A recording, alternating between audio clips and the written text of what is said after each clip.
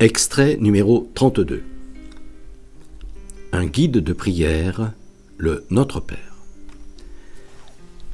Les évangiles nous rapportent que, lorsque les apôtres demandèrent à Jésus de leur apprendre à prier, il leur prescrivit de ne pas se comporter comme font les païens, qui sont persuadés que plus ils rabâchent des paroles, plus la divinité à laquelle ils s'adressent les entendra. N'allez pas faire comme eux. Et que ce n'est qu'ensuite qu'il commença à les instruire en disant « Quand vous priez, dites », façon de parler, qui ne veut donc pas dire « formulez des paroles », mais « comportez-vous en fonction de qui vous êtes, au regard de qui est Dieu ». Ainsi, comme pour clore mes recherches sur ce Notre Père sur lequel je m'interroge depuis des décennies, moi qui, en plus, ai un mal fou à me mettre en présence du Créateur et suis conscient que je ne sais pas prier, m'apparaît de façon claire que Jésus n'a pas donné une série de formules à dire, à répéter, mais un fil directeur, un guide, un mode d'emploi à suivre, un processus à observer quand on veut s'entretenir avec Dieu.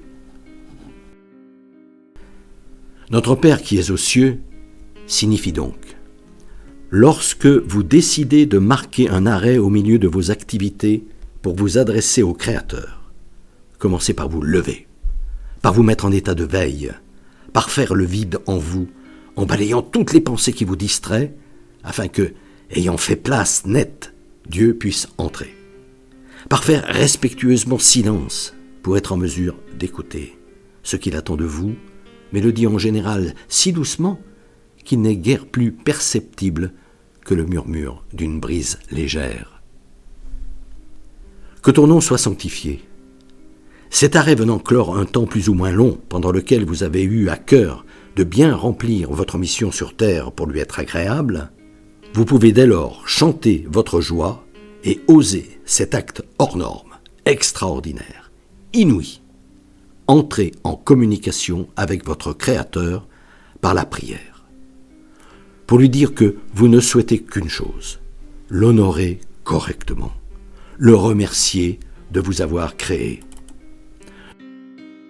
de vous avoir doté d'une âme, de vous permettre de vivre de façon lucide cette aventure exceptionnelle qu'est une vie humaine, de savoir différencier les valeurs divines de ces leurs que sont la possession, le paraître et le pouvoir dont quelques humains inconscients s'emploient à nous faire croire, du haut de leur certitude, que ces fausses valeurs sont les règles à observer pour que le monde tourne rond.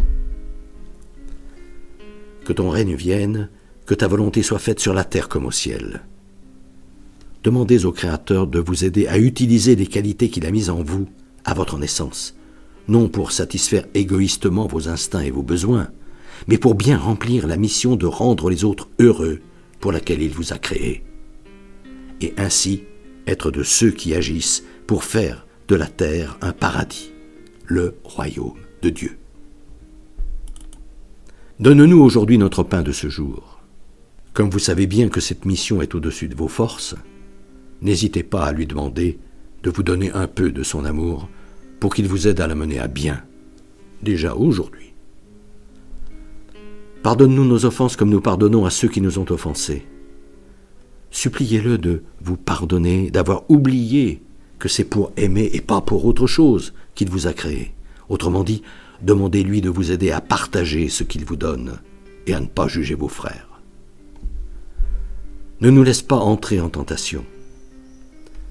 La condition première à remplir pour suivre correctement ce programme étant de vous oublier, demandez à notre Créateur de vous aider à rester en éveil pour ne pas vous laisser prendre par les petits soucis, ces fruits trompeurs de la tentation, qui vont tout faire pour vous détourner de l'unique mission que vous devez avoir en tête, aimer.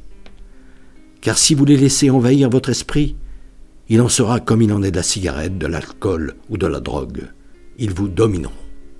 Alors que si Dieu vous aide à éviter ce piège, vous pourrez avancer facilement sur le sentier de vie, son sentier, celui qui mène au vrai bonheur, à son royaume, à la vérité tout entière.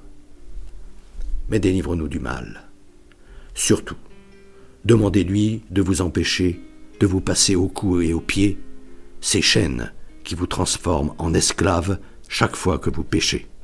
Ces chaînes que seule son intervention pourra ensuite casser. Et alors pourra s'extraire de vous l'être lumineux qui, seul, rend vraiment heureux, le Fils de l'homme, qui, au fond de vous, attend que vous le libériez.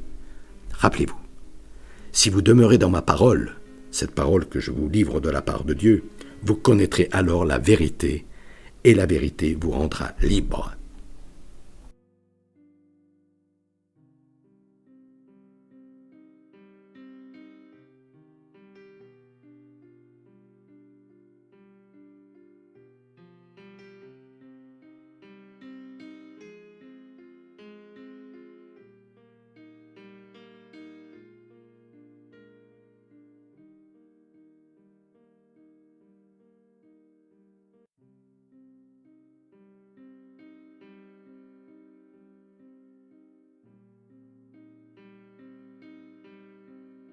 Depuis des années, environ une fois par mois, j'envoie une lettre d'information spirituelle à tout mon carnet d'adresses. Le thème du moment est, depuis janvier 2019, être chrétien, ça veut dire quoi? Si ce sujet vous intéresse, n'hésitez pas à me transmettre votre mail, en vous contentant d'indiquer auditeur YouTube, vos noms et prénoms, et éventuellement votre numéro de téléphone si vous souhaitez me parler.